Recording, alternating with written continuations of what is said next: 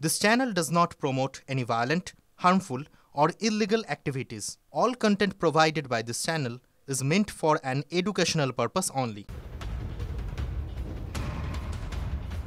পরের খবরের দিকে নজর রাখবো এবং পরের খবর জঙ্গলমহল নিয়ে, কারণ জঙ্গলমহলে অনুপ্রবেশ নিয়ে অমিত শাহকে এবার নালিশ করা হলো। কে নালিশ করলেন? কেন্দ্রীয় স্বরাষ্ট্রমন্ত্রীকে চিঠি বিজেপি সাংসদ জ্যোতির্ময় সিং মাহাতো। জঙ্গলমহলের জেলাগুলিতে বাংলাদেশি অনুপ্রবেশ বাড়ছে, এর ফলে জঙ্গলমহলে অপরাধ অসহিষ্ণুতা বাড়ছে। Fair and bright night and day cream ত্বক থাকবে ব্রাইট সারাদিন, পলিউশন ফ্রি, ঠিক যেন রাতের ফোঁটা সাদা ফুল। সারাদিন হ্যাপি ব্রাইট স্কিন। আর এই ভোট ব্যাংকের জন্যই অনুপ্রবেশে মদত দিচ্ছে রাজ্যের শাসক দল। চিঠিতে নালিশ জ্যোতির্ময় সিং মাহাতো। শাকের চিঠিতে যথাযথ পদক্ষেপ নেওয়ার অনুরোধের পাশাপাশি সীমান্তের নিরাপত্তা জোরদার করার আর্জি জানানো হয়েছে এই চিঠিতে। জঙ্গলমহলে অনুপ্রবেশ নিয়ে জ্যোতির্ময় সিং মাহাতো এবার কেন্দ্রীয় স্বরাষ্ট্রমন্ত্রীকে চিঠি দিলেন। তিনি বলছেন যে জঙ্গলমহল লাগোয়া এই জেলাগুলিতে রাজ্যের শাসক দলের মদতে অনুপ্রবেশ বাড়ছে, যে কারণে জঙ্গলমহলে অপরাধের ঘটনাও বাড়ছে। তাই যথাযথ পদক্ষেপ নেওয়ার অনুরোধের পাশাপাশি সীমান্তে নিরাপত্তা জোরদার করার আর্জি জানানো হয়েছে এই চিঠিতে। জ্যোতির্ময় সিং মাহাতো বিজেপি সাংসদ, তিনি কেন্দ্রীয় স্বরাষ্ট্রমন্ত্রীকে চিঠি দিয়ে এই আবেদন করেছেন, এই আর্জি জানিয়েছেন। আমার সঙ্গে রয়েছেন রাজনৈতিক বিশ্লেষক শুভময় মৈত্র। শুভময়, আমি শর্মিষ্ঠা কথা বলছি আপনার সঙ্গে।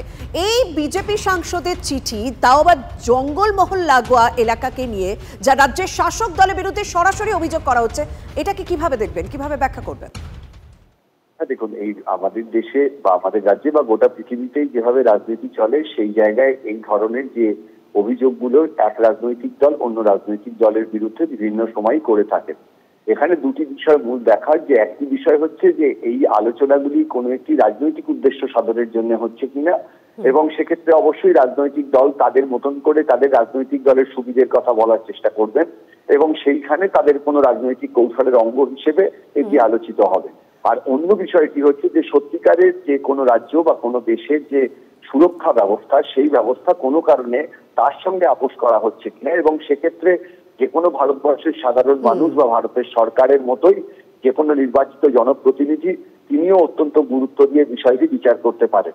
এবার আমরা যারা রাজনৈতিক বিশ্লেষণ করি, আমাদের পক্ষে তো সত্যিকারের কোন ঘটনাটি ঘটেছে সেটা এই মুহূর্তে জানা সম্ভব নয়।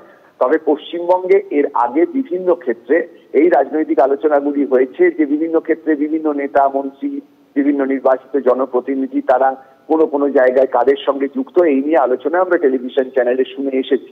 ফলে বিজেপির কোনো নেতৃত্ব, বিজেপির কোনো সাংসদ যখন এই প্রশ্ন তুলছেন, তখন সেটি যেমন একদিক দিয়ে গুরুত্বপূর্ণ, অন্যদিকে তাকে এটাও নজর রাখতে হবে যে এই রকম বিজেপি এবং তৃণমূলের মধ্যে বিভিন্ন নেতা নেত্রী আদান প্রদানের ক্ষেত্রে যে ঘটনাগুলি ঘটেছে, সেইখানে তাদের যে রাজনৈতিক ধারাবাহিকতা সেটাও সঠিকভাবে বজায় ছিল কিনা।